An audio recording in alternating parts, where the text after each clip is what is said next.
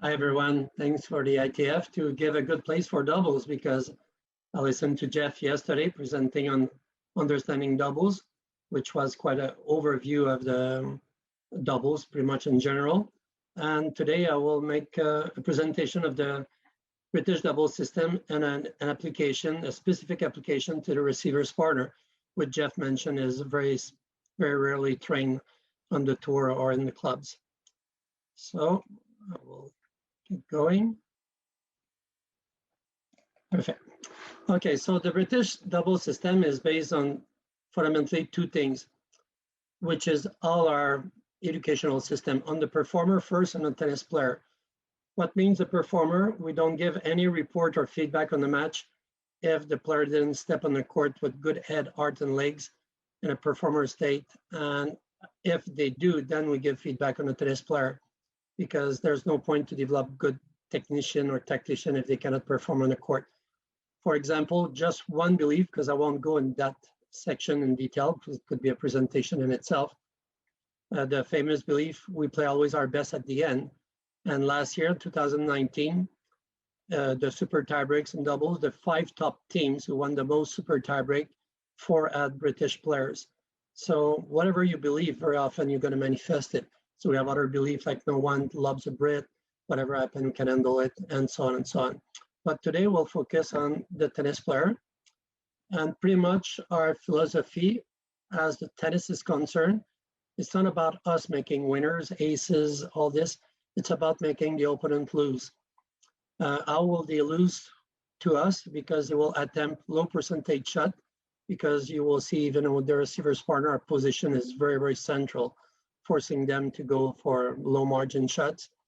They will feel pressure because we're going to move a lot, poach a lot, and they will always wonder when it's going to happen. And we're going to create a lot of uncertainty, which often create anxiety, which create often muscle tension through the variation of our serve, return, and so on. So we'll be very unpredictable. So this is the core of our approach to tactics, and I will give an application to the receiver's partner. So first, before I present the presentation, because I work mostly with on the men's department, the ATP players, the video that you will see will be pretty much based all on the players that I work with, and it will be just men's videos.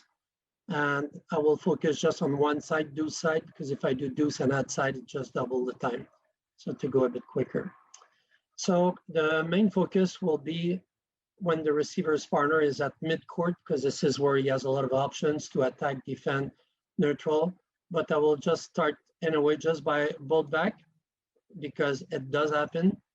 So when it happens that people play bolt back, a lot when the opponent play high formation, you will see often the opponent play bolt back, or when a team poach a lot, or when our partner struggle with his return, is a bit too defensive, and we go back for a better defensive. So when the player is in a neutral situation, like here, so that was a return. Now the receiver's partner is in a neutral situation. One of the most common shots is to play down the line, because if he plays here, the ball will be put away. And we look a lot to jam forehand the guy. So look what he does. He does a jam forehand, and look his partner after that, jam forehand again. It is one of the most uncomfortable volleys, and in neutral, you try to set it up like this. Then after the return, even if I say I will not talk about the outside, it's only bolt back. The outside player normally looks to take every forehand in the middle and to create the attack. Done. And even if you're on the baseline, you always look to come in, especially if you're a classic doubles player. And like in singles, even if you play doubles, you can go far back to have good defensive. And top teams like the Brian, here, Vasselin, French, they are so good at lobbing back, and they learn to steal points, turning into a smash into winning points. But today, what I want to do is mostly show you things that are quite recent. The I formation in doubles on the return of serve maybe is from 5-6 years. I initiate that with Jamie was pretty much one of the first one to do that. So why is it the I formation? You will see the return goes over the head of Jamie, who can put a lot of pressure after that moving forward, forcing the player to make low percentage volleys. So here he comes, and you could see the person miss both time, once in the tram line, trying a tram line, and the other time he missed by trying to make an angle, like you see here. So that's what we mean by making people miss by trying low percentage shot. Jamie, being right in pretty close to the middle, will be hit by the receiver if he try an angle shot, but if he ducks, the ball pass over. So that's why it's like on the serve, it's the I formation. Now, another characteristic of the receiver's partner to start the point, if the serve goes wide, like here, the serve goes wide to Rajiv, Joe Salisbury will go right away to the middle of the court. Why does he do that? Not because he expects the return to be cross court, otherwise it would not make sense. It's to give a chance to his partner to hit down the line if he wants to. And if he hits down the line, then the best position for him is to be more in the middle of the court. But he still has time, like you could see, to go cover the line if he has to, and keep recovering, and then look to anytime to poach. Okay, so the I formation plus squeezing the middle and the wide serve are two things quite frequent. Now, before you ask me the question, should we look back or not? It's 50-50. Some players like the Bryans will always have a little peek back, even when the partner volley all the time. So they were the best team in history. Personally, I used to coach, like you see, Joey's not doing it, or Nestor in Canada, it didn't look back. So what is my point? Don't make a big fuss of it. If they give a quick peek back, it's okay. If they don't, it's okay. We're going to cover a lot of the attacking situation for the receiver's partner, because this is why I'll focus when he's on the service line. The key thing is to move forward. And you will see here, I put, so look where he is. So normally when people hits like this from here, I think 95% of the receiver's partner would be here. But we don't do that in the British system. We say, okay, beat us in the trend line and try to make a perfect fancy angle, because if you don't, well, you're going to lose a point. Okay, so watch here, Jamie, where you will go. So close to the net, middle. The guy was trying to go maybe toward the trend line, but it's not easy. And Jamie is there to put it away. Here you will see again, Joe Salisbury. Again, he goes here. That's a master. It's against a good tune, Kubat Melo. And he opens the line. And often the TV commentators say, what he's doing is going to get beat down the line. We have a rule in British tennis. You do this when you're attacking the opponent until you get beat 3 times in the trend line by the same server. I've been in with the British system now for 13 years, coaching over 15 players who get into top 50, and it never happened yet, never happened. And Daniel Nestor, who played for 25 years, say maybe it happens once in his career. So we should not protect low percentage shot. We should take high percentage shot and make a difference. But the key to this success is not try to take everything. You take that position to force the person to go line, and then you just think to react to line and to put it away. But after that, when you do this for a long time, and you're there, you just have to do a little fake like Pavic do, and people like just fell for it in a downline. So you drive people crazy. But remember, on their offense, you go there and you say, okay, let's see if you can beat me in the trend line. And I tell you, it won't happen. Now, poaching. When we poach, we have also 3 possibilities, like when we're serving. And we don't train that enough as receiver's partner. We can poach per reaction when it's a defensive volley, by anticipation, which means either reading technically, like when someone hit underspin way in front, he cannot change direction at that point, or predict tactically. When you scout, you say, oh, the guy never volleyed down the line. He always volley cross court, so you you use that right away early in the match to get a early break. Or you poach per command where you both agree, even if you're receiving, to cross, and we'll see two examples where it happens. So first we'll start with poach per reaction. And because our position is so central, everything that is defensive cross court, it's very easy to take. So here, the ball was floating. It's easy for Joe to take it. Here's Ken Skupski, same thing. The position being central, any defensive volley are very easy to intercept. Yeah, see this. Now, poach per anticipation, it's read technically or predict technically that the volley will be crossed. Go, go, go.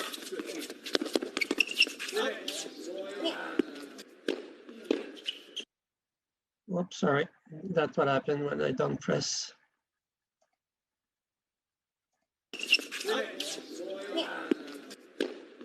So here, tactically, Jamie knew that he was so far back that probably his half volley will be cross court, and he poached right away. And here it was an underspin volley. And when your contact is in front with underspin, you cannot change direction. So Joe, being aware of that, will poach, put the ball away. Same thing here. Now, a poach per command happen. Pretty much all the top teams poach when it's a great tee serve. They know in advance.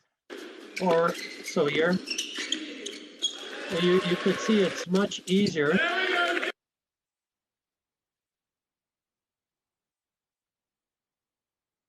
Sorry here. It's much easier for that player on a great tee serve to keep going there on his forehand than trying to put the break and back up, because if the volley is short cross court, the best thing you will have to do is a lob. The parters know it. He doesn't have to look back. He delays his poach to not be avoided easily. And remember, that's against the Bryans, who have seen a lot of tennis.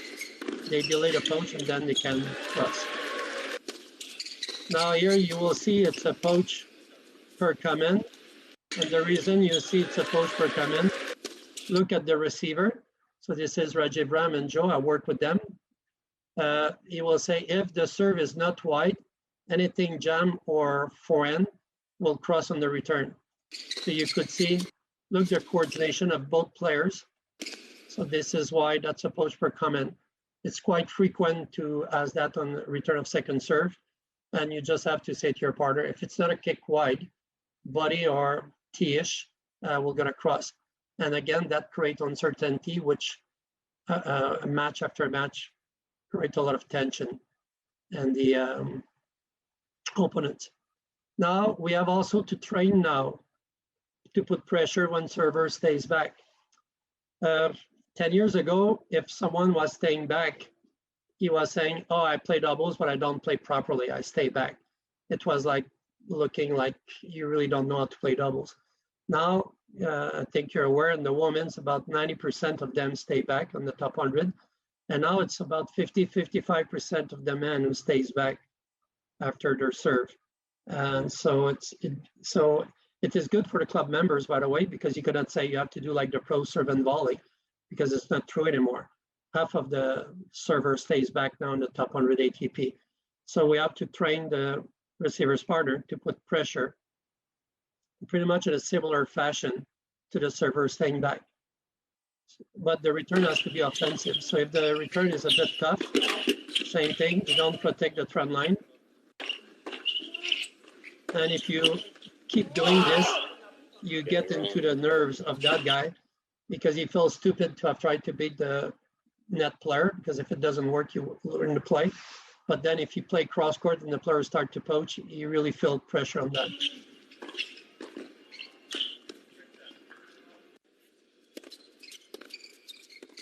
And when the server is used to see you there, and he tried before to beat you, it didn't work, then you hit cross court.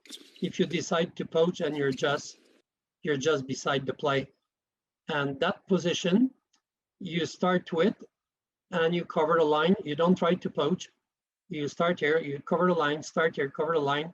and suddenly the guy hit cross court, it passed by you, and when you start to poach, you're so close that it's very, very easy. And then this is how the break serves happen. It's mostly because of the receiver's partner. Now, what happened when you face I formation? So like you can read here, if it's a cross court, it's pretty much as usual. So watch him, he was there. And he will put pressure like usual. Again, but the key thing is, when you play against I formation, the receiver should return more or less 75% down the line. Because if you return cross court and that guy poach, you will put the ball away. And if that guy stay there, the ball will come back to them, so it's not a big deal. So if the return is down the line, okay, if it cross court first, you play as you like usual. That's no big deal. Same thing. But if it's down the line, sorry.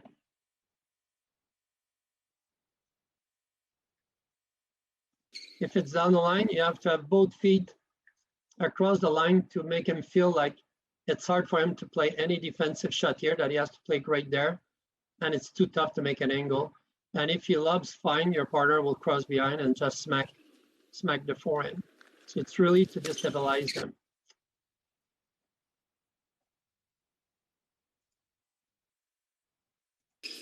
So now what I want to see here, it's what happened when the rally start. That's very important for you to see this. So the ball go down the line. So that players go here to try to tease him to go here or to go down the line. As soon as it avoid, look at the change of role now. Server's partner go there and the receiver's partner go there. But if the ball comes back here, they change position again. He goes there to put pressure. If the ball was there, he goes there. So they alternate positioning on a downline rally. And I tell you, I watch a lot of tennis, and these two teams were the best in the world, and they do that, and many teams won't do that. Neutral situation.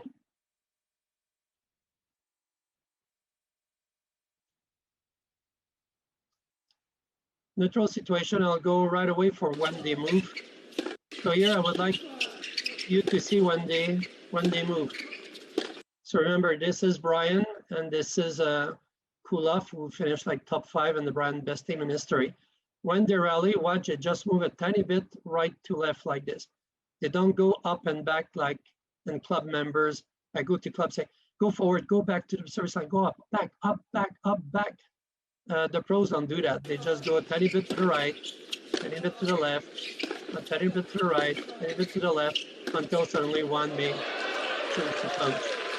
So, because I go quite quickly, if the shot is offensive, you go close to the net. If it's defensive, you go back. But if it's neutral, a rally, you stay more or less in the middle of your box and you go a bit to the right, a bit to the left.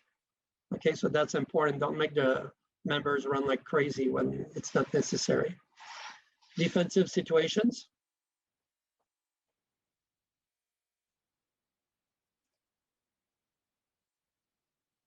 We know the expression hot seat, but it's a bit more than that. You have to train. If you train the partner, you have to train to deal with 3 attacks. An attack coming from an I formation. This was quite an attack coming from a poach. Sorry, we see that. But I will go a bit more, because I'm conscious of the time, against a server, because we know what the hot seat is, to make the server's partner hit hard at you. So watch here. First thing you do against the server is to protect your line. So watch there again. If you see the server attacking you,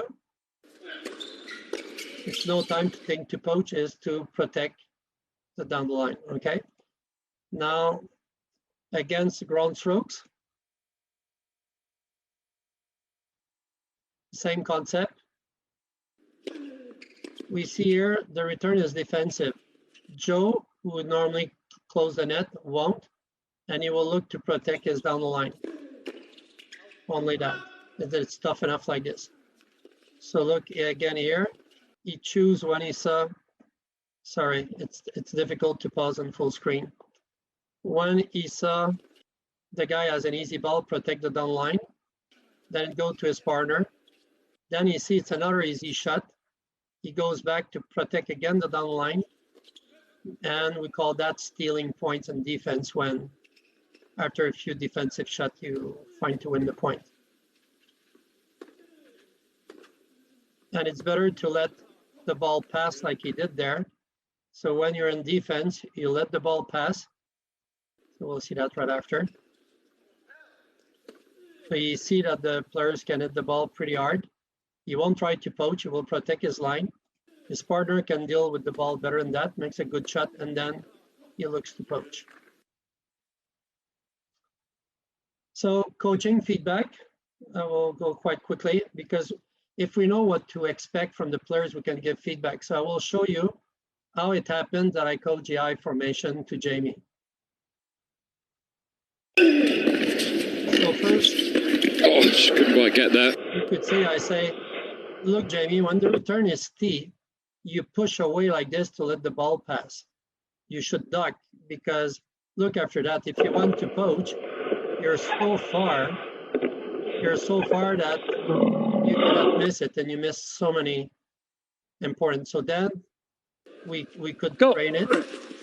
That Jamie, he get used to duck. Sorry again. Get used to duck so the ball pass over him. So then you give video to say well done. And finally, like I showed before, he does it in a match and then you praise him about that. I have another, on the ITF video, for example, you will see an example. I won't play it because I'm aware of the time. This is hitting volleys when moving forward. Balls to players as they move forward. Feeds should be made okay, after so players are able to. It's easy for you to get that DVD in a way. Of course, I should promote to buy it, but it's pretty much free online. Just type Louis K ITF doubles DVD and you're gonna have it. So this Louis, is just a reminder, 2 minutes. I'm finished. I'm finished.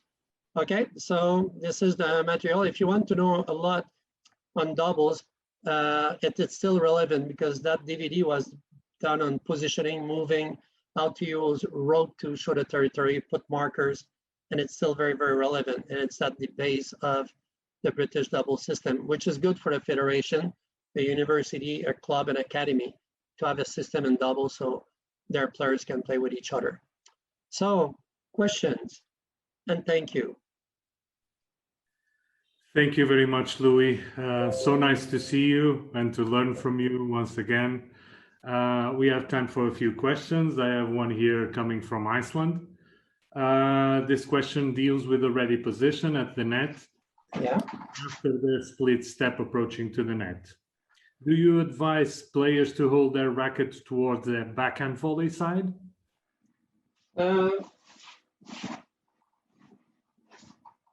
Yes. I'm not for that type of preparation. I'm for already have a kind of continental backhand grip because it's like if there's 3/3 of us, the backhand side, which the backhand grip is okay. When the ball comes hard at you, which is often the backhand grip is useful. And if you have to shift, it's easy to shift a tiny bit with your fingers to have a strong forehand grip if it comes on your forehand. So I teach that position slightly slant with a continental grip and not having like a continental grip cocked like this. So a very, very natural position. So the racket is like this. As for the athletic look, what is the same thing? I don't call that ready position. Juniors don't like that. I say, take your athletic look. So as soon as I say athletic look, they get down by 6 inches and their feet are wide apart and they're ready to be explosive. Yeah, just miss seeing you on court actually. Look at you with the racket. What formation is the most difficult for opponents to attack? The I formation or the Australian formation? The Australian formation is something that almost doesn't exist anymore. because the I formation is an upgrade of the Australian formation. So we know very, very well, like when the Spaniard do I formation on the outside, we know they're going to move to their forehand because they stay back like 85% of the time. Okay, they're going to do that.